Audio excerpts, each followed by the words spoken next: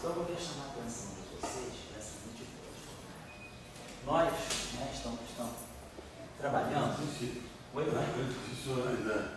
Mas eu não vejo. Nós vamos. Oi? Deixa eu atenção. Eu pergunto o seguinte: a eletrofraca caiu muito nessa direção de botar o potencial de rios, né? E a pergunta que temos é assim: começar com carga elétrica, né? Quer dizer, o que a eletrofraca tem que o resto do time máximo não tem, né?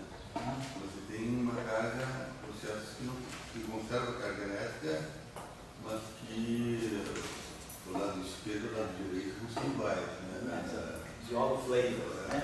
De hollow flavor e tem um bloco aqui diferente de um. O que eu penso é o seguinte, o problema que eu coloco na cabeça, é que, vou dizer, esse era um assunto mais anterior a ser estudado.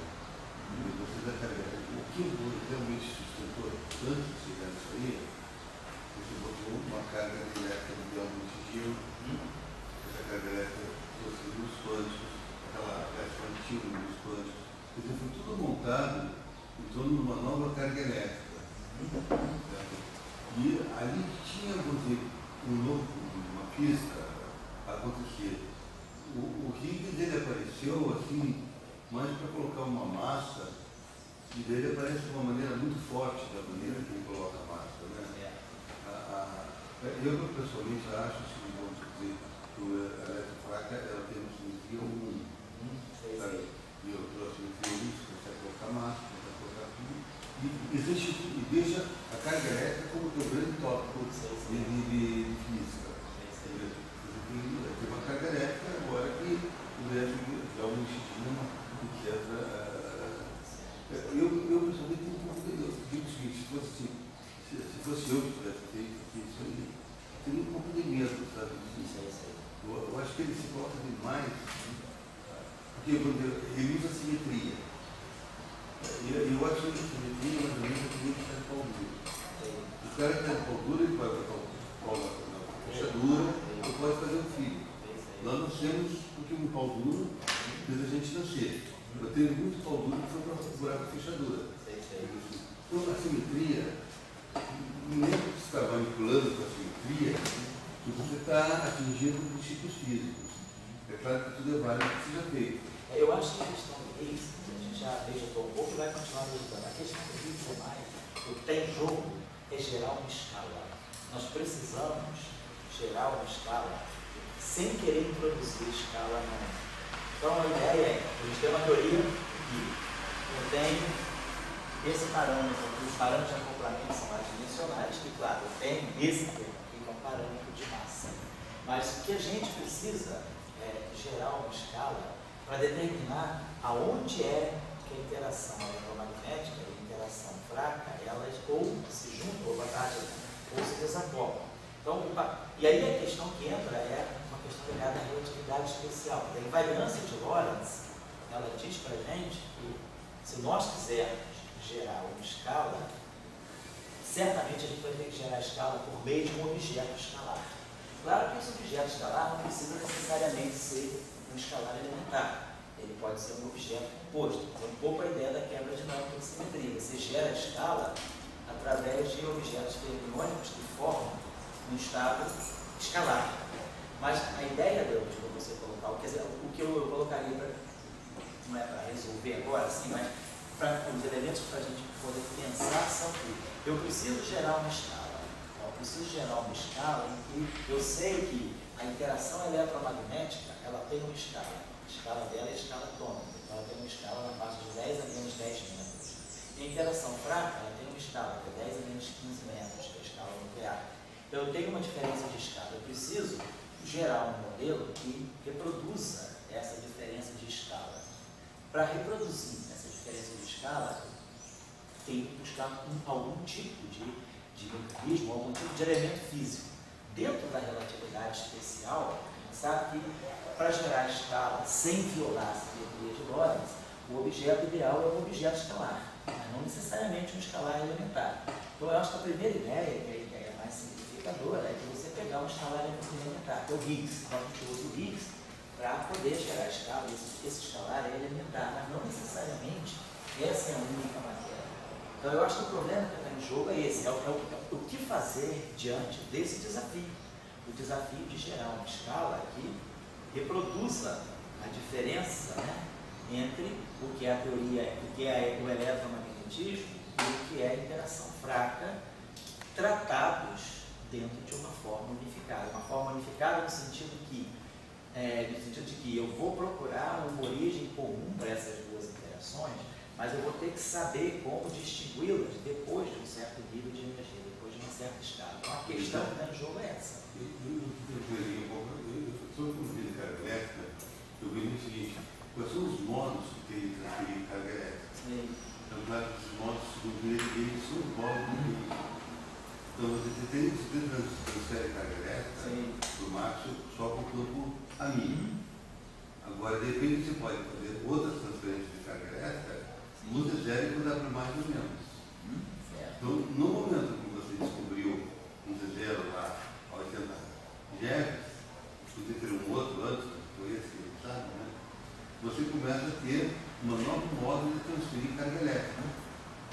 E para mim, isso que é importante. A primeira importância, não vou discutir mais. A primeira importância é eu quero transferir carga elétrica.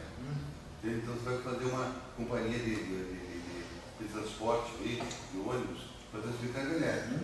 Daí eu fiz o primeiro ônibus que eu consigo construir, que é 80 GeV. Mas daí com 80 GeV eu transfiro carga elétrica. Para mim, esse é um ponto assim, muito importante de meditação. Assim, porque ali você pode dizer, será que isso aí então é eletrofraca? Será que isso aí é eletromagnetismo? Esses são nomes, é como você está falando. Você pode ter 10 elementos metros, etc. Mas daí, aquele ônibus já está fazendo um transporte com certas características que a gente chama de interação fraca. Mas eu acho que a essência está nos modos de transferência de carga elétrica e não nas terras espontâneas. Vamos guardando essas informações, vai sempre voltando a isso, né, em diferentes momentos da discussão. Bom, então nós já tínhamos chegado a esse ponto em que nós tínhamos visto que havia aquilo que determinava o estado de mínima energia do sistema e que nós já estávamos flutuando, né? Então, para nós, o campo de Higgs, né, que é a flutuação em torno do vácuo, é esse campo aqui. Vamos guardar para ele todas as componentes. Então, esse objeto aqui é um objeto complexo, não dá para lembrar. Aqui é um tublete complexo e aqui também é um tublete complexo, só que nós escolhemos o nosso estado fundamental como sendo o valor exatamente na parte real desse campo complexo que está aqui. Só para você tinha escolhido a componente de baixo do Higgs como sendo Kitil. Kitil, eu tinha chamado isso aqui de Kitil. Também reclamou que tinha um H separado. Tá certo. Então eu vou chamar isso aqui de Kitil e vamos lembrar quem é o Kitil. Vamos chamar isso aqui então de Kitil, tá certo? Obrigado. E vamos manter essa lembrança aqui de Kitil é H mais obrigado. Então quando nós colocamos essa substituição aqui, já fica claro para nós, né? Vamos colocar aqui a primeira, então nós já sabemos que o que vai ser importante, aqui nós temos o setor, nós já tínhamos aberto essa derivada, depois nós vamos abrir de novo, vamos olhar primeiro só o potencial quando eu faço esse shift aqui, né? Então para nós, esse potencial ficou da seguinte maneira. Já vou estar omitindo, já falamos isso na aula passada. Nós, quando expandirmos o φ como φ0 mais φk, nós vamos ter termo constante, que nós estamos jogando fora porque é uma constante na energia, não dá nenhuma contribuição nem para a equação de movimento. Depois nós temos os termo linear em φk. Então nós temos um termo linear em φk que vem daqui e vamos ter um termo linear em φk que vem daqui. Só que o coeficiente desse termo linear é exatamente a equação na qual V satisfaz. O coeficiente do termo linear vai ser basicamente 2 entre 2 e aqui nós vamos ter mais lambda, vai ter um fator 4, vai ficar lambda e V ao quadrado. Isso aqui vai ser o coeficiente, a gente vai produzir um termo linear aqui, né? Que vai ser linear em φ, e vai ter um termo que vai ser linear em V,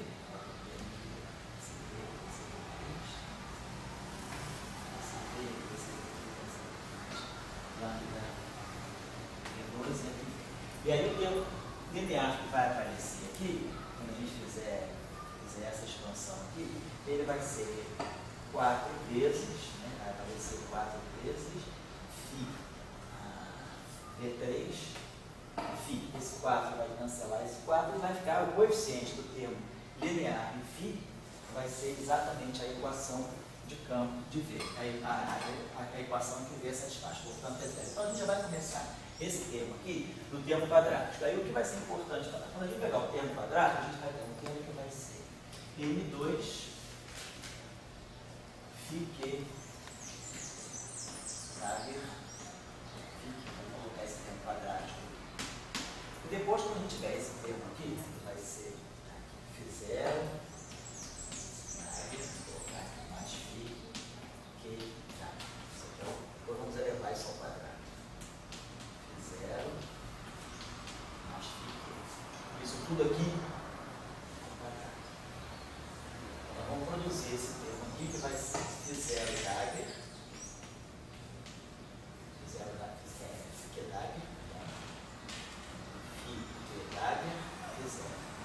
Esse termo então, esse vezes esse, tá? E vamos produzir esse termo aqui mais Φ0 Dagger. Depois nós vamos ter esse termo que já vai ser quadrático em φQ, portanto o quadrado dele vai dar quádrico. Então aqui nós vamos ter um termo constante. Vamos lá, vamos produzir esse termo aqui mais Φ0 Dagger.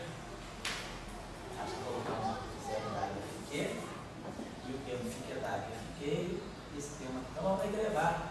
Depois vamos ter que elevar esse termo aqui. Estou omitindo, só estou querendo lembrar para vocês, eu estou omitindo, tá? Eu vou produzir 4 termos. Né? Φ0 Dagger, Φ0 Dagger, Φ0. Φ0 Dagger, Φ0, nós já sabemos quem é. É V2. Então temos um termo aqui que é V2. Φ0 Dagger, Φ0. Temos esse termo aqui, Φ0 Dagger, φQ. Temos esse termo aqui, que é φQ Dagger, Φ0. E temos o termo que é φQ Dagger, φQ. O que nós vamos estar interessados? Estamos interessados em olhar a parte quadrática. Vamos querer pegar tudo que é quadrático, nós estamos interessados em estudar o espectro. Então, o espectro, a gente quer saber quais são o que está no setor escalar e o que vai estar no setor escalar acoplado ao setor vetorial. Aqui também vão ter os acoplamentos. Então, estou só separando a parte que vem quadrática do setor potencial do risco. Então, quando eu levar esse termo aqui ao quadrado, esse termo aqui vai dar um V4 constante, vai embora. Então, esse termo aqui vai produzir. Então, vamos ter esse termo aqui com ele mesmo. Então, vamos produzir Φ0 Dagger. Esse termo aqui é importante. Φ0 Dagger φQ. Φ0 Dagger φQ. Então, estou produzindo esse termo aqui quadrático. Esse termo aqui quadrático também, que é o conjugado complexo desse. Isso eu tenho que escrever, tá? Esse termo, mas esse termo é conjugado complexo desse. Então, estou pegando o quadrado desse, quadrado desse, e o quadrado desse é da parte. Nada feio. Depois nós vamos poder pegar 2 vezes esse com esse. Então, esse termo aqui é linear. Então já está fora, porque todo termo linear, o coeficiente dele é a equação de V2. Esse termo com esse termo vai ser linear em φQ. Então, é linear no campo. Isso aqui é uma constante, isso aqui é uma constante. Esse termo também já foi considerado, o coeficiente dele vai dar zero. Só vocês fazerem o cálculo. E depois esse termo aqui com esse termo aqui. Esse termo aqui vai produzir 2 e ao quadrado, φQ Dagger, φQ. Esse termo aqui é quadrático na flutuação. Esse termo aqui é quadrático na flutuação. Então fizemos 2 vezes esse com esse. Agora, esse com esse aqui, já fizemos também, Φ0 Dagger φQ, φQ Dagger Φ0. Mais 2 vezes. Vou fazer um rápido. Φ0 Dagger φQ.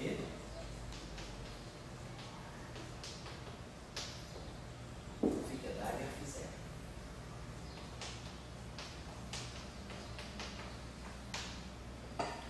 Duas vezes esse com esse. Depois, esse com esse aqui é cúbico.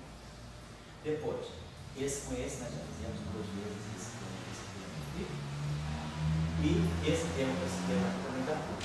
E depois esse termo aqui também dá plástica. Então, o que a gente vai produzir de quadrático e fino são esses termos aqui. Basicamente, esses termos aqui. Então, esse termo aqui com o conjugado complexo dele, a gente já sabe. Então, esse termo aqui, zero Dagger, ele é 0V. V é real. Fiquei, nós já tínhamos colocado lá. Fictício. Então, esse termo aqui está dando V fictício. Tá? Quando eu pegar, então, já estou, então, esse pedaço, vamos pegar esse pedaço aqui, zero Dagger, fiquei, peguei, então tá lá, zero Dagger, fiquei, zero Dagger, fiquei. Então, esse termo aqui aparece ao quadrado.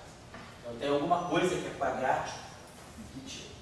Depois, o conjugado complexo desse termo aqui. Então, vai ficar mais o conjugado complexo. Vamos colocar aqui assim. Depois, esse termo aqui, mais 2V2, depois a gente bota tudo junto lá, 2V2, e aí fica Dagger, fiquei. E aí vai ficar que está aqui, aqui está,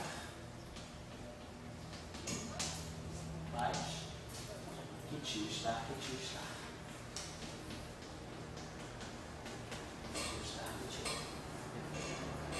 E depois, esse termo, né?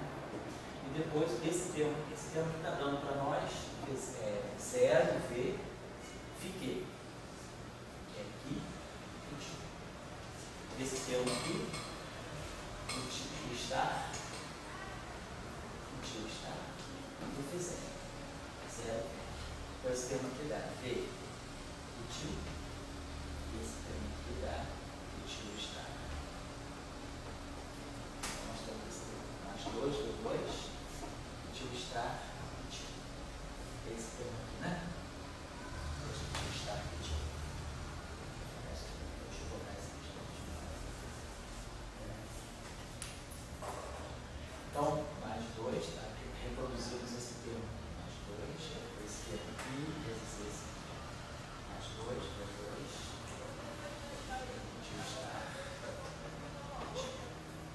Então, dessa análise nossa aqui,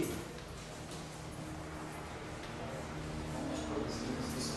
Então, nós produzimos os termos quadráticos. Um conjunto de termos aqui, que vem do V, né? Termos quadráticos, tá? E que. Foi não? Foi, fala. Todo esse conto aí, essa operação, eu acho que é bem mais fácil fazer primeiro só completando o quadrado do potencial. Isso, eu estou lembrando isso, eu queria mostrar alguns detalhes. Já aparece tudo que é importante. Eu queria mostrar os detalhes do que está. Na hora de fixar o gauge, seria interessante a gente ver o que está dentro do campo, por isso que eu estou fazendo. Senão você poderia fazer com o módulo do campo, obviamente, tá? Mas eu queria chamar a atenção, porque se a gente vai trabalhar no gauge unitário ou no gauge de Tolfo, eu queria chamar a atenção o que está em jogo, tá bom? Tem uma razão para fazer isso, tá? Você normalizar os porcentagens de todos. Como? Você normalizar os então, se você não normalizar, eu não vou normalizar, então eu vou levar os cálculos até o final assim, você pode normalizar. Só que eu não posso é misturar as convenções, tá certo? Para nós, então, o V é menos raiz para menos 2 vezes 2 sobre lado, tá? Não precisa normalizar. Você normalizou no teu trabalho? Tá. Isso. Ela tem uma simetria até quando você não faz isso. Tá? Então, depois que nós fazemos isso, nós estamos no lagrangiano, é invariante, mas aí a gente já tem a questão da. A gente mostrou na aula passada que esse estado fundamental ele quebra SO2 e quebra o 1, mas ele mantém a combinação, uma combinação de SO2, um gerador de SO2 com o 1, ele mantém. Então, tá isso nesse sentido que a gente diz que quebrou a simetria, mas o lagrangiano é invariante. Então, se eu colocar tudo isso, em nenhum momento eu perdi a invariância do lagrangiano. Eu só perco a invariância do lagrangiano aqui. Oi? S2 cross 1. Isso, ele é S2 cross 1 na medida em que você trabalha com φ. Se você for olhar agora o teu lagrangiano só para φ, aí você já não vai mais ver a simetria para S2, 1, porque você já saiu, você já está olhando em torno, você já é aquela discussão que nós temos do oscilador harmônico. Você já saiu daqui, você já está aqui. Então, essa flutuação, ela está te medindo aqui. Então, você perdeu, no momento que você olhar para o modelo descrito em termos de φ, você perdeu a simetria, certo? Agora, isso tudo aqui não. Se você guardar isso aqui é S2 invariante. E o campo para você é esse campo aqui, certo? Você queria comentar o que a respeito disso? Não, eu só queria comentar que só partiu da simetria, quebrou essa simetria e daí está fazendo álgebra. Isso. Aqui eu estou querendo ver quais são isso. Estou fazendo uma álgebra para a gente poder saber qual é o espectro físico, quais são as excitações que estão flutuando em torno desse vácuo e que tem propagação, que tem um significado, que não seja ghost, que não seja time. Isso nós vamos querer procurar.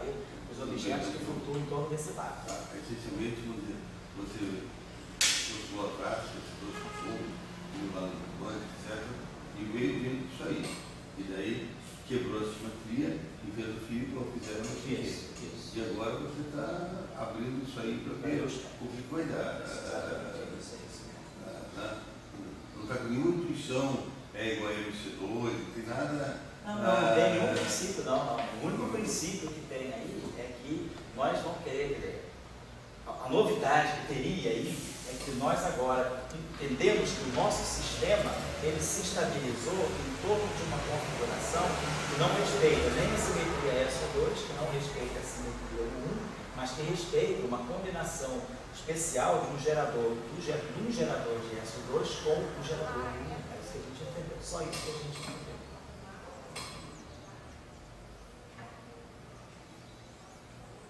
E o conceito que a gente usou aí também foi que, quando a gente vai quantizar esse sistema, a gente tem que levar em conta que eu vou quantizar em torno dos... eu tenho que procurar aonde é que o sistema estabiliza. Em geral, a gente pega, coloca como campo quântico o próprio campo que está no Lagrangiano. O que a gente está vendo aqui é que o campo que comparece no Lagrangiano, o campo φ que está no Lagrangiano, ele não é o campo quântico. Dentro dele tem uma parte que você não pode quantizar, que é o estado de vácuo, o estado fundamental. Você só pode quantizar essa parte que é a flutuação em torno do vácuo. Mas essa aqui é um pouquinho só a novidade, mas não tem nenhum princípio em cima disso. Então, o campo quântico perdeu a simetria. Isso, o campo quântico sim. E o campo outro... Esse campo, então, se você olhar para o modelo, em qualquer momento que você olhar em torno de φ, ele tem simetria SO2. O Lagrangiano não perdeu a simetria, a corrente não deixou de ser conservada. Que você perde a conservação quando você começa a olhar esse objeto aqui como o campo que você está estudando. Então, em torno desse vácuo, aí você perdeu a simetria. Mas enquanto você tem esse Lagrangiano, esse V aqui, esse φ total, isso aqui é SO2. E o fizeram? Mas isso tudo aqui. Isso tudo o fio perdeu a simetria. Oi? O fio perdeu. Não, o fio não. Agora o φ zero não tem a simetria, ele quebrou SO2, quebrou 1. Ele não tem. Não tem. Só tem aquela simetria que combina um gerador de SO2 com um gerador de 1. Só isso. Então, isso aí, vamos dizer, seria um somos simetrais em termos de simetria, quer dizer, as correntes não foram perdidas. Não. Entende assim? Mas daí as correntes vieram alguma coisa diferente. Mas daí você dividiu o teu campo em dois campos. Isso. Quer dizer, não dividi dois campos, não. Eu pincei de dentro do campo aquilo que é a parte quântica dele, a parte que pode flutuar. Foi isso que eu fiz. Eu separei do campo a parte que não vai flutuar, que é o vácuo. A configuração do vácuo é fixa, ela não flutua. Eu só fiz isso no campo. Mas os dois campos perderam a simetria original. Mas você compensa e mantém o φ. Que a maior novidade é que você, no zero, você tem dois geradores que se compõem. Exatamente. Agora, isso teria algum significado que dois geradores se compõem? Sim, o significado que nós vamos ver é que nós não perdemos, sobra uma simetria residual que vai ser exatamente a carga elétrica. O esforço que a gente fez na aula passada foi no sentido de acertar o vácuo, né? O que é o ground state que está dentro do φ, que é o 0V. Nós vimos, ou a gente coloca o campo neutro embaixo e o positivo em cima, ou vice-versa. O campo neutro em cima e o negativo embaixo. Que a gente, numa situação ou noutra, que a gente tem que entender que quem vai poder pegar valores esperados no vácuo é a componente que não tem carga elétrica. Pela Gelman-Nishijima, é aquela componente que tem a carga eletromagnética igual a nula. Quer dizer, quando você escolhe o vácuo nessa situação, quando nós tínhamos essa atribuição de carga elétrica, né? Tinha essa atribuição de carga elétrica. E nós escolhemos o estado fundamental para ter isso aqui igual a zero, na nossa convenção, nós tínhamos esse campo aqui carregado positivamente e esse campo aqui neutro. Quando a gente olhou neutro eletromagneticamente, a gente sabe que esse cara aqui tem I3 igual a menos o meio e tem Y igual a 1. Então, esse cara aqui dá zero, então esse cara aqui é neutro eletromagneticamente. Então, quando a gente fez isso, o estado fundamental é esse cara aqui, a gente já está assegurado que esse estado fundamental aqui, ele tem carga eletromagnética zero. Quer dizer, a carga eletromagnética de 0V é igual a zero. Então, se a carga eletromagnética dele é zero, a transformação de rede dele é I alfa, carga eletromagnética atuando em 0V. Aí mesmo, então esse estado aqui, ele é invariante de eletromagneticamente invariante, então ele é neutro, aqui ele é neutro. Então isso a gente fez. Aí a gente já assegurou, com isso você já assegura que tem esse gerador aqui, ele não é quebrado, é isso que você está falando. Então essa combinação fica, sobra esse número, porque você escolheu o vácuo disso. Se você tivesse colocado, tivesse escolhido a tua configuração de estado fundamental, isso aqui, então esse objeto aqui já seria mais zero, porque esse cara aqui, ele tem I3 igual a meio e Y igual a meio, então esse aqui teria carga 1. Então, esse cara aqui, a carga eletromagnética dele seria 1, então seria isso aqui. Então, quando você fizesse essa transformação aqui, isso aqui daí, então, é I alfa, sobraria essa fase, é carregada. Quando isso aqui é zero, não. Isso aqui é zero, isso aqui seria invariante. Certo? Então é essa aqui. Ou seja, quando você escolheu, você já determinou tudo. Eu estou querendo preparar antes de você falar as declarações finais. Né? Sim. Quer dizer, você só primeiro precisa fazer um vácuo sem carga, não carga igual vácuo, e a simetria original é quebrada, mas limitada não é quebrada. Juntando, você compensa. Quer dizer, isso. Eu acho que essa aqui é a jogada toda daquela espontânea da simetria. Porque você, na verdade, não perde as invariâncias do Lagrangiano. Então, aquelas identidades, que a gente já fez o curso de eletromagnetismo, eu PhD aí, aquelas identidades de ordem que asseguram a renormalização, elas não estão perdidas. Porque você tem a simetria do Lagrangiano. Então, você, de uma forma ou de outra, ainda retém uma memória daquelas simetrias, e isso aí que garante a renormalizabilidade. Então, a importância da quebra espontânea da simetria é essa, porque você mantém a conservação, você não vê a simetria no espectro, mas você tem as leis de conservação que estão por trás da simetria. E é isso aí que garante que a teoria, se ela é quebrada espontaneamente, se ela é renormalizável e quebrada espontaneamente, ela continua renormalizável. Essa é a discussão que tem jogo. Certo? Vamos então agora uma olhada na parte importante para a gente poder agora começar a direcionar a discussão. Você não vê a simetria no espectro. Você não vê a simetria no espectro. Assim, quer dizer, é uma palavra forte, eu não consigo interpretar direito, assim, porque o Nicolau vem com muita força. Isso, quer dizer, mas, no fundo, é uma maneira de trabalhar com simetria. Mas eu entendi que tem um princípio físico forte, porque isso que tu vês no meditar. Sei. Alguns princípios físicos fortes que está empurrando isso. Deixa eu fazer uma coisa, vamos fazer o seguinte. Deixa eu pegar um exemplo mais simples para a gente poder. Acho que isso pode ficar mais claro dessa forma. Vamos dar um parênteses aqui, vamos colocar a seguinte situação. Pode ser importante, pode ser que para quem nunca viu isso, não é o teu caso, mas assim, para quem nunca viu realmente, pode ser que isso ajude. Vamos fazer a seguinte coisa. Eu também não gosto muito dessa etapa, que é essa etapa algébrica, chifre em torno do mapa. Vamos fazer uma coisa menos que não precise dessa álgebra, que a gente vê toda a física sem fazer isso. Vamos colocar uma situação concreta aqui, muito simples, para poder esclarecer. Então, deixa eu só colocar aqui um exemplo de esclarecimento.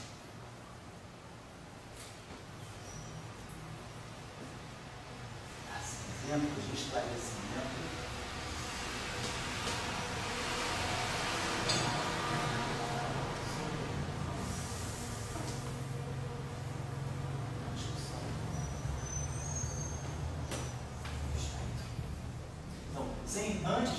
shift antes de escolher ground state. Vamos ver como é que a gente pode já perceber tudo que vai acontecer e depois a gente simplesmente faz o mero cálculo quando a gente já está encaminhado. Vamos fazer a seguinte situação. Vamos tomar um exemplo bem simples, que é generalizável, né? Então, vamos pegar um modelo, vamos pegar quer dizer, tanto faz, o 1, né? Sabe que o 1 é equivalente a um SO3.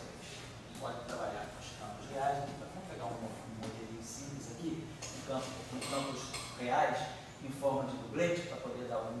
Vamos pegar o seguinte modelo. Vou pegar um exemplo simplesinho. Vamos pegar lagrangiano com dois campos reais, Φ1 e Φ2.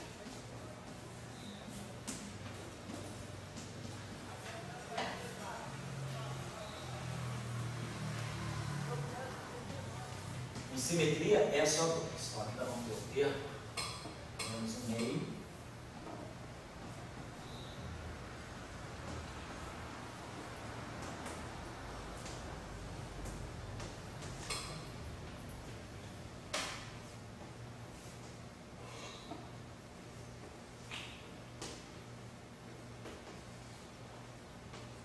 Vou pegar esse exemplo aí.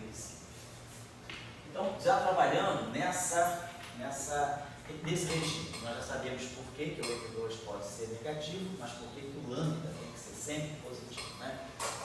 Já discutimos isso. Então, a gente sabe que simetria global, não estou falando de simetria local, não, simetria global, né? Simetria global está. Então, a gente vai ver que esse objeto, essa combinação aqui, que eu vou chamar de, posso chamar de um O ao quadrado, vou chamar de um O ao quadrado, e isso aqui que vai ser para nós o O4. Então a gente sabe que o mínimo dessa energia potencial aqui, ela vai ocorrer para um O0, que a gente chama de V, que vai ser exatamente raiz quadrada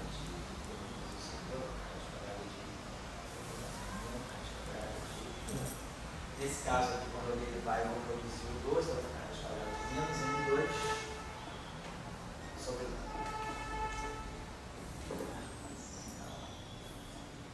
Bom, então, já sabemos que, de qualquer maneira, a situação de mínima energia do sistema é a situação que essa combinação aqui ao quadrado ela tem que ser igual a V2, quer dizer, Φ1 ao quadrado mais Φ2 ao quadrado, é o Rho2, né? O Rho2 na situação de mínima energia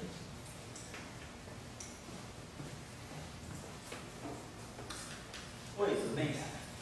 Na situação de mínima energia, ela vai ter que ser menos M2 sobre 1. Vamos colocar isso. Então, nós discutimos também, tem uma infinidade de escolhas aqui. Então, vamos adotar uma escolha. Tenho, na verdade, as minhas possíveis escolhas de Rho0, elas estão em cima de um círculo, né? De um círculo S1, um círculo unidimensional, em que eu possa escolher qualquer ponto para dizer, esse aqui vai ser a minha configuração de campo fundamental. Então vamos considerar essa escolha, vamos considerar que o Φ1, a configuração de vácuo, vamos considerar que o Φ1 é V, vou botar assim, vou até colocar assim, Φ1 ground state é V e o Φ2 no ground state é 0. Então, estou pegando essa situação. Φ1 é V e Φ2 é 0. Claro? Vamos fazer a seguinte coisa. Vamos estudar a simetria, vamos olhar a simetria. Então, se eu fizer transformar, esse lagrangiano é invariante por qual simetria? Pela simetria SO2. Então, pela simetria que vai ser Φ1' igual cosseno de θ Φ1 mais seno de θ Φ2. Essa é a minha simetria.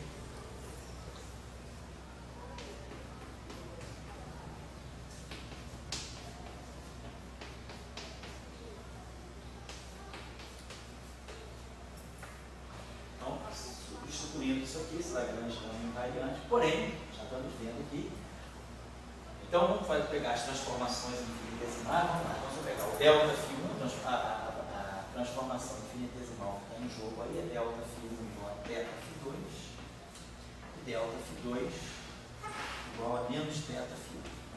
Então, isso aqui é a invariância, a alinhação, a invariância de Lagrangiano sobre essa simetria global. Tudo é global, não tem campo de gauge ainda. Então, aquela transformação infinitesimal. E vamos agora olhar essa simetria. Quando eu atuar no estado fundamental, se eu olhar essas mesmas transformações agora em cima do estado fundamental, então, meu φ1 é V. Então, isso significa que a variação, claro, é como se tivesse isso aqui. Delta φ1 é a variação do estado fundamental. Deixa eu apagar isso aqui agora. Então, vamos lá. Variação do meu estado fundamental, então, variação do φ1. Ground state, tá? É θ φ2. Mas no ground state, φ2 é zero. Tá? Então, delta φ1 igual a zero. E o delta fy2 é a variação do meu ground state. A configuração de campo que dá o estado fundamental é φ1 igual a V, φ2 igual a zero. Então, se eu fizer uma transformação em cima desse estado fundamental, eu faço uma pequena perturbação, que é uma transformação.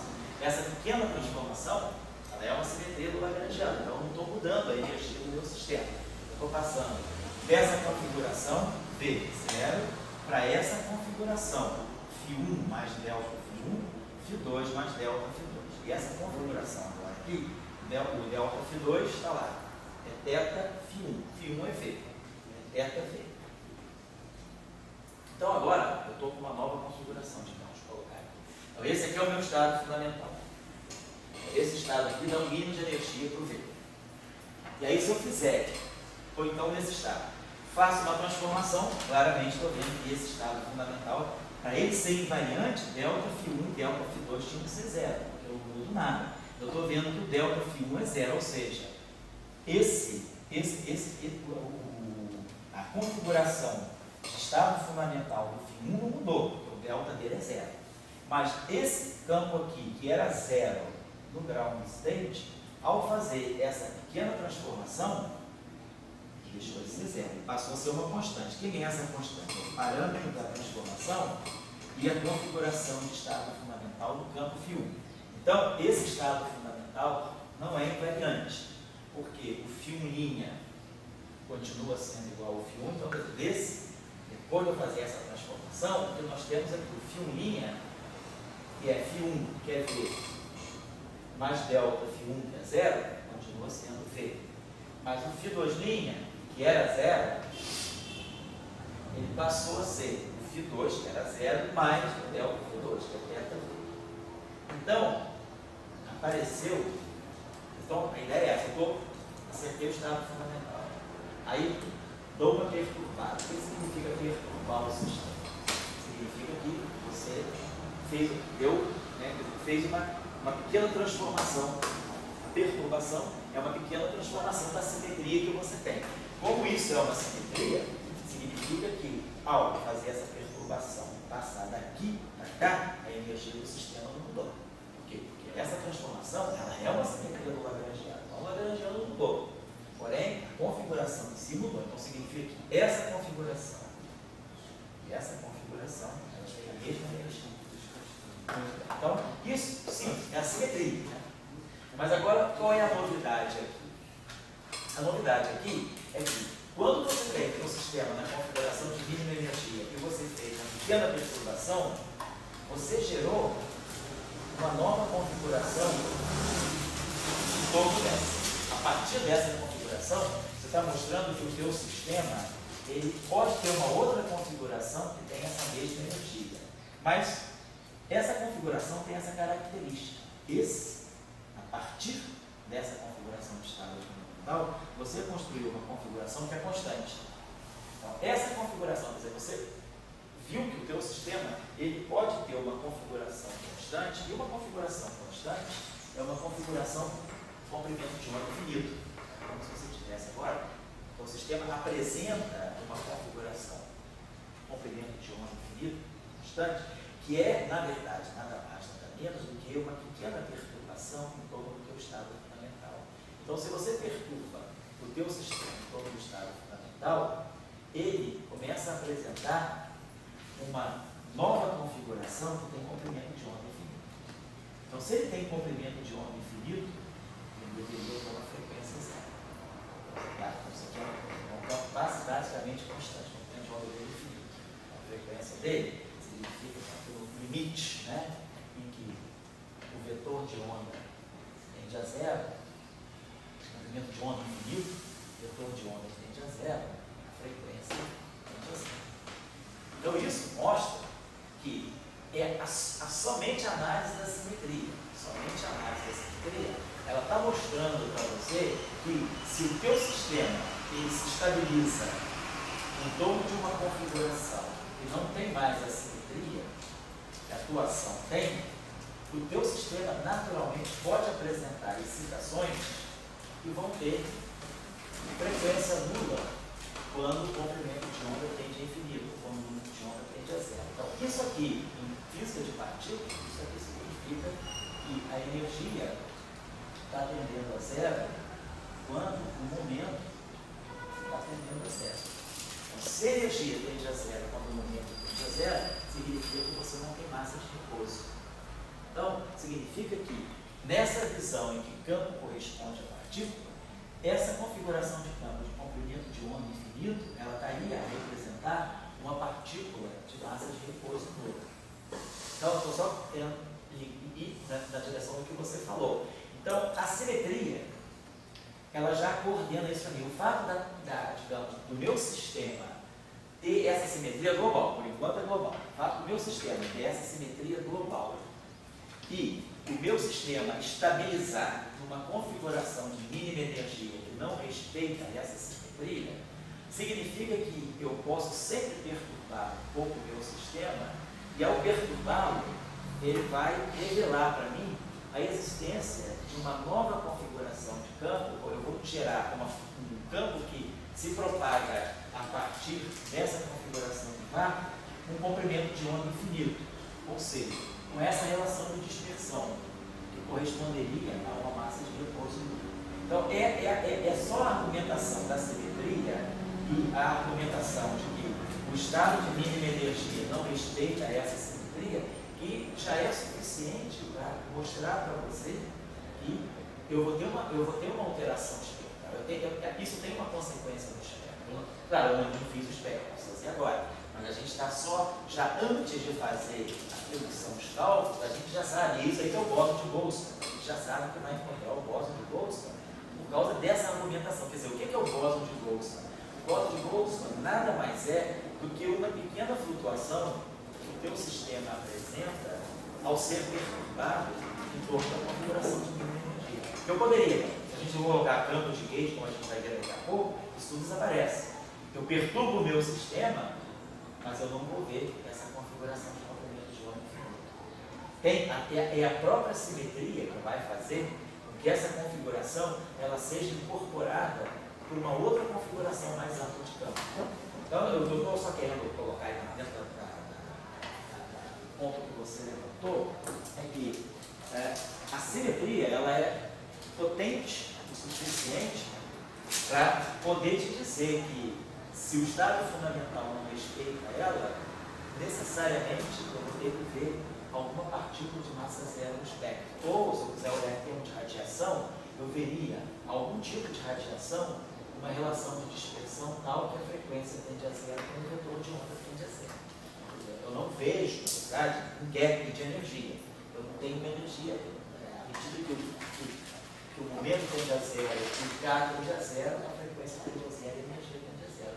Não tem aquela descontinuidade. Se é igual a P2, C2 mais M2, C4, quando P tende a zero, E não tende a zero. E tende a um valor mínimo que é M2, C4. Nesse caso, não tende a zero.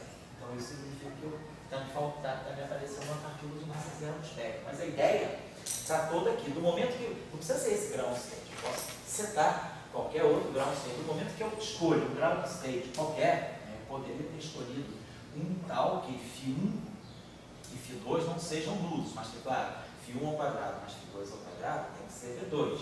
E aí, se eu perturbo, mas aí tanto faz, eu posso escolher qualquer uma dessas configurações, porque todas têm a mesma energia, eu escolho essa. E aí, se eu perturbo essa configuração, me aparece essa. Mas essa configuração não está me dizendo, beleza, o estado fundamental não entraria adiante, e ao mesmo tempo eu gerei uma outra configuração de campo que tem a mesma energia. E aí a questão da massa zero está justamente nisso. Que essa configuração de campo que foi gerada, que tem comprimento de onda infinito, ela tem a mesma energia que essa. Então tem variância para gerar. Então é isso que justifica o fato de você passar de o teu bóson de Boltzmann, ele não carregar energia. Por quê? Porque ele corresponde a uma outra configuração do teu sistema com a mesma energia. Então você perturba o teu sistema, mas o teu sistema apresenta uma outra configuração sem mudar a energia. Então é aí que está a essência dessa coisa. Isso aí seria isso. Agora, claro, a gente pode fazer um cálculozinho que a gente substitui, que a gente vai substituir, só voltando aqui agora, deixa eu apagar isso aqui. Então, agora, o que está em jogo aí? O que está em jogo aqui, para poder gerar essa configuração, é fundamental que a minha simetria seja contínua. Porque se a simetria não fosse contínua, eu não ia poder perturbar esse estado fundamental muito, eu ia poder fazer uma perturbação tão pequena quanto eu quero. E a simetria teria que ser contínua e, vamos ver depois, porque não fica muito claro agora por que a simetria tem que ser local. Porque se a simetria fosse local, eu teria isso aqui. Meu delta de 2, ele seria parâmetro θ, mas agora o θ de x, vezes o φ1 de dv. Então eu geraria agora, se a minha simetria é local, eu gero uma perturbação que não tem mais comprimento de onda infinito. Depende de t de x agora. Então essa dependência aqui está me dizendo que essa flutuação ela não é mais de comprimento de onda infinito. Então esse resultado aqui cai quando a simetria é local. Por causa do parâmetro próprio, quando eu faço essa perturbação, sendo essa simetria local, em cada ponto do espaço-tempo, eu vou perturbar de uma maneira diferente. Então, significa que ao invés de ter uma configuração constante assim, eu posso ter uma configuração que aqui é assim, que aqui é assim. Então, essa perturbação passa a depender de t de x. Agora, a questão é, ela fica no espectro ou não? Se a simetria é local, a gente vai ver que isso aqui não é tudo. Essa configuração de comprimento de onda infinito não existe mais, mas a gente vai ver o que pode acontecer nessa configuração. Então, eu acho que baseado só na argumentação da simetria, a gente consegue entender. Vamos só mais um pouquinho aqui à frente, para essa discussão ficar bem sedimentada. O conceito que está em jogo é esse, né? Eu não mudar a energia do sistema, como o Hamiltoniano deu uma configuração tal que é lagrangiana, né? Ele é invariante, quando eu faço a transformação lagrangiana de delta aqui, lagrangiano L, não varia, delta L igual a zero, e o meu estado fundamental, vamos dizer que o nosso estado fundamental fosse isso aqui, φ1 igual a V, φ2 igual a zero, é a configuração de estado fundamental. Grãos 3, se eu fizer a transformação, ele vai uma configuração delta φ1 igual a zero. Então, essa parte da configuração não muda, mas a quebra da simetria pela configuração de vácuo vai estar aqui, porque isso aqui é um delta V. Então, é isso aqui que faz a chamada relação espontânea. E a partir daqui, essa configuração, quer dizer, aquilo que era trivial do vácuo, a perturbação dela é que é o bóson de Boltzmann. Porque você pergunta, quem é o bóson? Se eu acerto o vácuo dessa maneira, o bóson de Boltzmann não é esse. Esse é o vácuo. O bóson de Boltzmann é o cara que aparece em torno do vácuo. É o cara que aparece como uma perturbação em torno do vácuo. Quer dizer, antes do meu estado fundamental era esse. Quando eu fiz a pequena perturbação, isso não mudou. Isso continuou V, delta φ1 é zero. Mas apareceu algo que é novo. O φ2 era zero, mas o φ2' é delta V. Então, esse cara que aparece quando eu perturbo em relação ao vácuo, é ele que tem comprimento de onda infinito. Então, é isso aqui que a gente identifica como o bóson de Boltzmann. Foi para cá. Estou muito focado porque esse cara que tem uma variação diferente de zero que vai dar que vai dar zero. Pelo seguinte, quando você sai daquela configuração e vem para essa, aquela configuração é uma configuração fixa. Você perturba ela. Quando você perturba essa configuração, esse campo não mudou.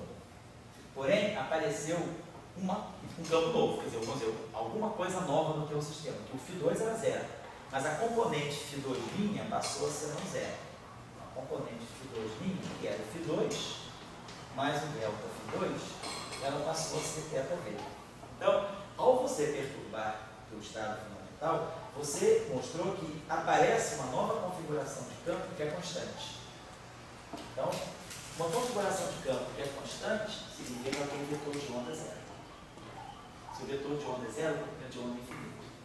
Então, significa que você tem uma configuração de comprimento de onda infinito. Tá?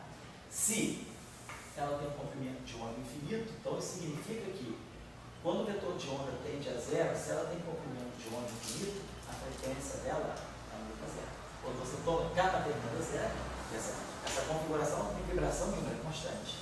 Ela não tem nenhuma flutuação de tempo, ela independe de x. Então a frequência dela é nula. Então significa que quando K tende a zero, que é o comprimento de onda infinito, por que o K é zero? Porque se a configuração é constante, a configuração não é gradiente. O gradiente da configuração é zero.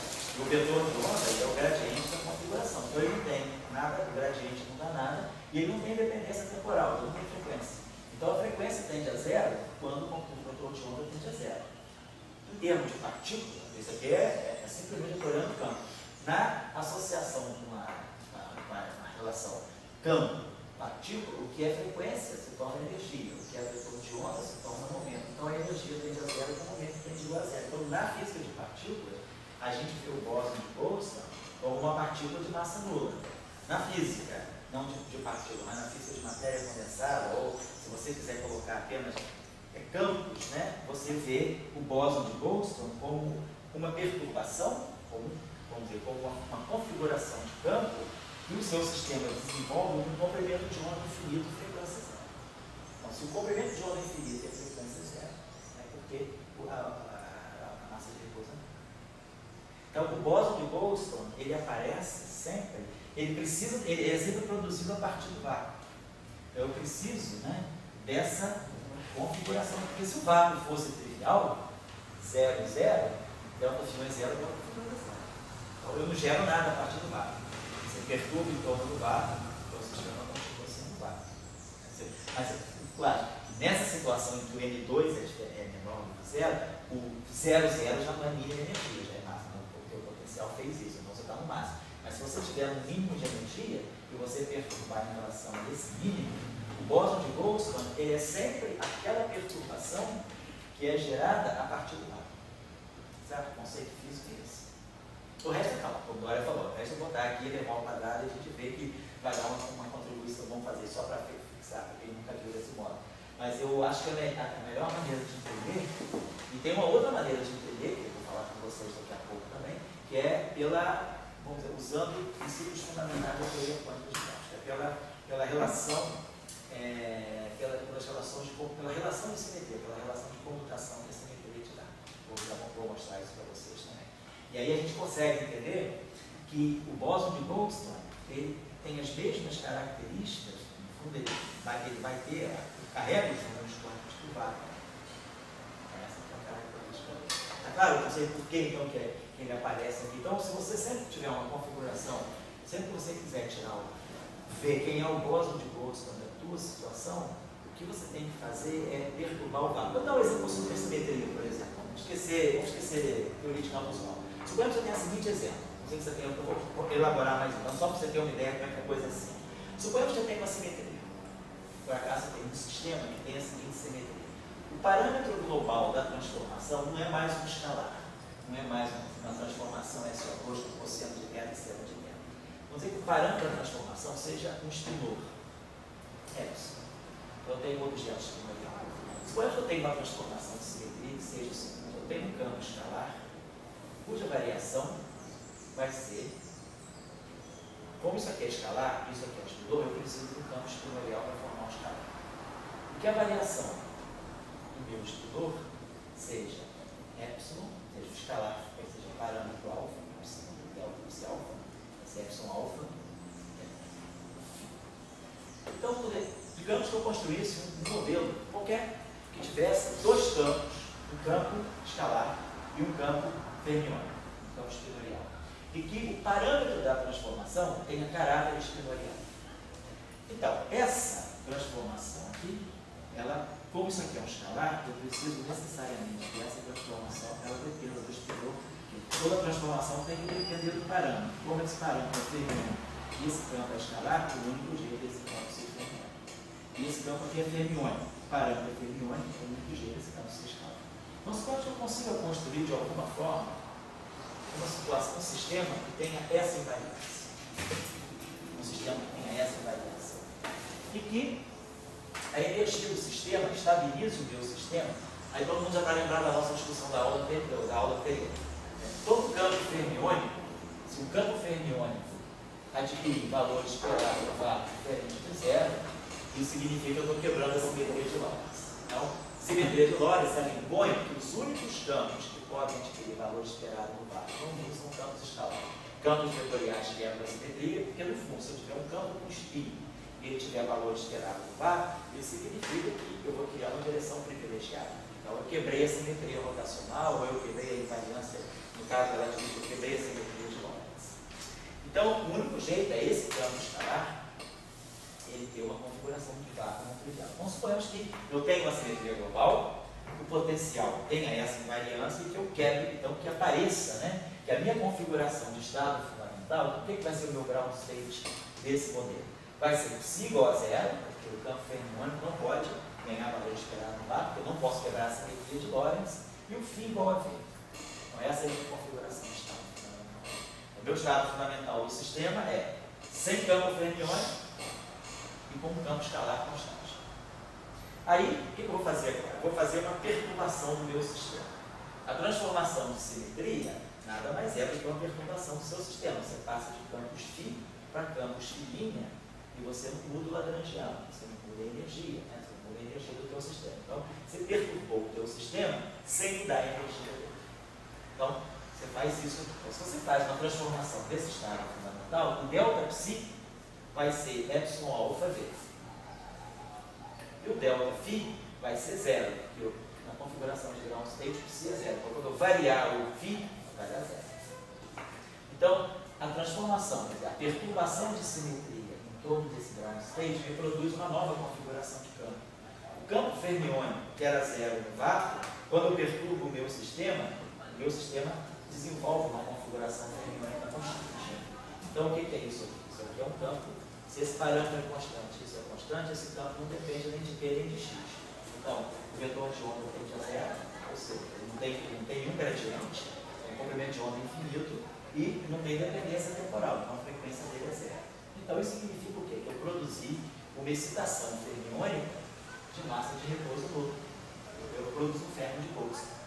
Então, quando você tem supersimetria, se a supersimetria é global e você quebra a supersimetria espontaneamente, o que você vai produzir é um fermo de bolsa. Porque o fermo de bolsa, ele na verdade tem as mesmas características do parâmetro da simetria. Naquele caso, o parâmetro é escalar. Então, eu tenho um bóson de bolsa. Nesse caso, o parâmetro é fermiônico. Então, eu tenho um fermo de bolsa. Se você tiver, por exemplo, gravitação, que é spin 2, e você introduzir, você pode ter uma simetria com parâmetro vetorial, pode acontecer que você vai gerar um vetor, um bóson vetorial de Boltzmann. Então, o bóson de Boltzmann, ele vai carregar, quer dizer, o bóson não, a partícula de Boltzmann, ela vai carregar para você sempre as mesmas características que o parâmetro daquela transformação. Mas se você olhar o parâmetro da transformação, a corrente, se você tem uma simetria, você tem uma corrente conservada. A corrente, ela sempre se acopla. A corrente, ela vai sempre gerar uma carga. A transformação que nós temos de simetria é sempre I, parâmetro da transformação, carga. Isso é a transformação da simetria que o sistema tem. Então, a carga e o parâmetro, isso aqui tem que ser um escalar. Então, a carga e o parâmetro têm os mesmos números quânticos. Então, o bóson de Boltzmann, a partícula de Boltzmann, ela vai ter os mesmos números quânticos que a carga associada àquela simetria. Então, por exemplo, nesse caso que a gente está fazendo lá, no caso do sobre se o teu campo escalar, né, se você, o teu sistema, em carga zero no vácuo, quando você produziu o bóson de Boltzmann, Quem é o parâmetro que você está fazendo a flutuação em torno do VAR? Quais são os parâmetros da simetria? SU2 e U1. Então, com SU2 e U1, o SU2 ele tem carga, ele tem aquelas duas combinações, F1 menos F2 e F1 mais F2, né? Com as combinações que estão na representação adjunta associada ao sigma 1 e sigma 2. Então, você produziria bósons de Boltzmann na realidade. Só que esses bósons, como a simetria local, vamos entender por que eles não aparecem. Tá claro? Então, você entende agora que se você tem uma simetria global, simetria global, e ela é quebrada espontaneamente, então essa simetria global ela vai poder sempre gerar uma configuração de Boltzmann. E aí essa configuração de Boltzmann ela vai poder ser escalar, vai poder ser exponencial ou vetorial, dependendo do tamanho da natureza da transformação, da natureza da simetria. Então, é isso que é o problema de Boltzmann. Isso aí depende do Lagrangiano. Isso aí é só uma reflexão simples. Agora, claro, se você colocar isso aí, se esse Lagrangiano tem que ficar, você não importa, pode fazer, escolher o Lagrangiano que você quer, mas você já sabe que no final do dia você vai ter que encontrar uma excitação de massa zero. E se por algum motivo o Lagrangiano é mais uma simetria, no caso da profunda? Por exemplo, depende se todas elas forem quebradas espontaneamente, então para cada simetria quebrada espontaneamente, você vai ter um bóson de Boltzmann. Por quê? No momento que você tem um VAR, configuração de ground state. Se ela quebra uma simetria, você pode perturbar o teu sistema por uma transformação de simetria. Aí você vai gerar um bóson de Boltzmann daquela simetria. Se você tem uma outra simetria, mas com o mesmo ground state, você vai poder perturbar agora pela outra simetria. Significa que você tem um outro tipo de perturbação que também vai corresponder ao bóson de Boltzmann. Então você tem um bóson de Boltzmann para cada simetria que é quebrada espontaneamente. Isso equivale para cada simetria que você tem. O espectro de bósons. Eu posso ter um espectro de bósons de Boltzmann. Se a simetria for global, sim. Eu posso ter mais de um bóson de Boltzmann. Agora, o que acontece quando a simetria... Vou só acabar essa discussão global. Então, deixa eu apagar isso aqui. Não sou seu. Desculpa aí, simetria. Quando você tem o campo fermiônico, já tem energia. Você muda a energia do seu sistema se você coloca uma perturbação fermiônica. Não tem não, porque como Lagrangiano invariante, né, quer dizer, quando você está... Você não pode mudar. Pois é. Mas o estado continua sendo VAR. Você varia em torno do VAR. Eu vario em torno do VAR, eu perturbo em torno do VAR, eu tenho uma nova flutuação. Só que essa flutuação... O valor esperado não pode ser zero. Não, o valor esperado dela não é zero. Ela não é fermiônica. Observe aqui, ó. Delta φ é epsilon barrado, delta φ é zero. Delta psi é epsilon alfa v. Mas essa configuração é constante. Ela não tem erros. Ela não tem derivada, ela não depende do tempo, ela não depende do x. Então, você gera, justamente a essência do teorema de Boltzmann está aí, é que você perturba o teu sistema sem gastar energia. Você gera uma outra configuração do sistema e essa configuração não difere da primeira pela energia. A energia é dividiu. Essa que é a essência. Por isso que a excitação de Boltzmann ela é muito tricky, porque você mexe no teu sistema sem mexer na energia. E aí a carga sempre vai ter o mesmo número quântico do campo de Boltzmann. Exatamente. O bóson de Boltzmann ele carrega todas as características do parâmetro, portanto ele carrega as mesmas características da carga. Tá, e voltando Mas gosto disso, se você tiver uma simetria não abeliana, você vai ter um multiplete de bóson de Boltzmann. Porque se a simetria não abeliana, né, o parâmetro, no caso verso 2, então o parâmetro é dado.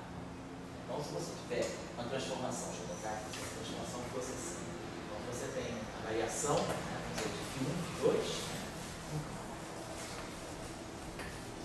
ela vai ser, na verdade, I, os parâmetros da transformação, sigma A sobre 2, φ1, φ2. Se tivesse isso aqui. Tá? Então, você tem os parâmetros da transformação, então você vai poder ver. Se o teu φ2 é zero, vamos ver que φ1 é zero, como é o caso lá que a gente está fazendo na teoria retrofractal, φ2 é V. Então, quem é o delta φ1? Delta φ1 vai ser, vou dar um zero aqui, V é o roteiro.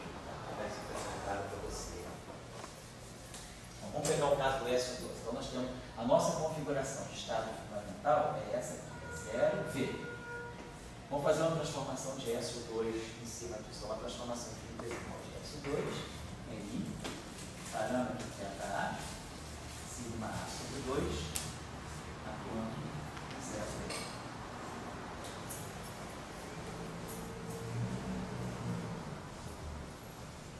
Então vamos ver quem vai ser, então, quem vai ser o delta φ. Então o delta φ1 é isso aqui. Vamos esquecer o fator 2, vamos esquecer o I, só para a gente ter uma ideia aqui.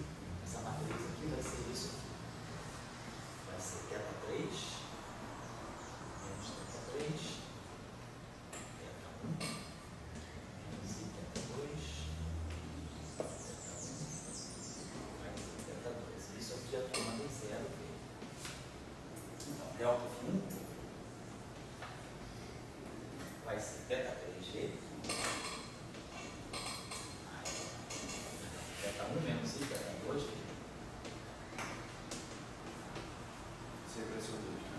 É pressão 2, SQ2, os geradores de SQ2. E o delta φ2, esse aqui, vai ser menos θ3G. Certo? Então, olha só, nesse caso aqui, né, então nós estamos vendo aqui o delta, então nós temos delta φ1 e delta φ2. Então, a partir do vácuo, eu gerei duas novas, o delta φ1 não é zero, e nem o delta φ2 é zero. Então, ninguém é zero nesse caso. Então, a partir do vácuo, eu gerei, no vácuo, minha configuração de estado fundamental era zero V. Mas agora apareceu um delta φ1, que é zero, e apareceu um delta φ2. Gerei duas configurações. Eu gerei essa configuração aqui, ela tem carga, isso aqui é uma configuração θ1 menos I θ2, é um objeto com carga positiva, e essa configuração aqui é neutra. Então, basicamente, a gente gerou, porque quando a gente quebrou aquele ground state, quebrou a simetria SO2, ele gerou dois objetos de Boltzmann. Claro, gerou esse carregado, que automaticamente tem um anti-Boltzmann, que vai ser a carga negativa, e gerou um Boltzmann. Então você gerou 3 bósons de Boltzmann. Quebra o SO2, você quebrou o SO2 completamente. Você gerou os 3 Boltzmann, certo? Então você sempre identifica o bóson de Boltzmann por aquelas configurações que vão aparecer não nulas a partir do vácuo. Então, o meu delta φ2 deixou de ser invariante. Delta φ2 não é zero e delta φ não é zero. Tá claro? Essa é a simplificação que a gente faz, tá certo? Então vamos ver aqui só um detalhezinho.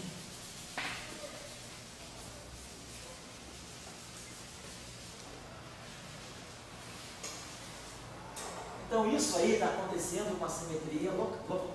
A simetria está global. Qual é a diferença agora se a simetria é global ou se a simetria é local? A diferença é que se a simetria é global, é isso tudo que eu tenho. Mas se a simetria é local, então essa derivada aqui, a gente vai então vamos estar trabalhando com os campos SO2, então essa derivada aqui, né, vai